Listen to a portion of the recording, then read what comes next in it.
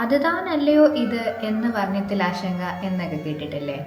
KR Meera മാമിൻ്റെ ഖബർ വായിക്കുമ്പോൾ പല സ്ഥലങ്ങളിലും എനിക്ക് ഈ ആശങ്ക ഉണ്ടായിരുന്നു. വരികൾക്ക് അതിന് താങ്ങാവുന്നതിലും അധികം അർത്ഥം നൽകുന്ന രീതിയിലാണ് ഖബറിൻ്റെ എഴുത്ത്.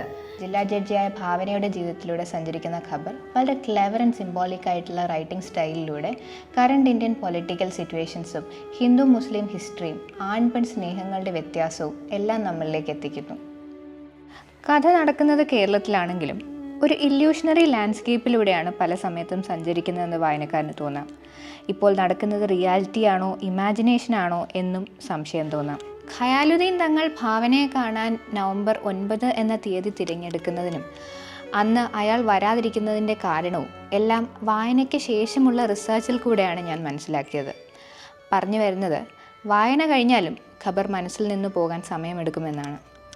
ഇതൊക്കെ കൊണ്ടുകൂടിയാണ് ഖബർ എൻ്റെ പ്രിയപ്പെട്ട പുസ്തകങ്ങളിലൊന്നായി മാറുന്നത്. ഖബറിൻ്റെ അവസാനത്തെ വരികളുടെ അർത്ഥം ഇങ്ങനെയാണ്: ഒരു മനുഷ്യന് അയാൾ അർഹിക്കുന്ന റെസ്പെക്റ്റും സ്നേഹവും ഒരാളിൽ നിന്നും കിട്ടിയാൽ അയാളുടെ അഭാവത്തിലും ആ മനുഷ്യൻ പരിപൂർണത അനുഭവിക്കും.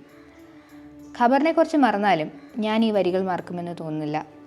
ഖബർ DC ബുക്സിൻ്റെ ഒഫീഷ്യൽ വെബ്സൈറ്റിൽ അവൈലബിൾ ആണ്. തീർച്ചയായും വായിക്കുക.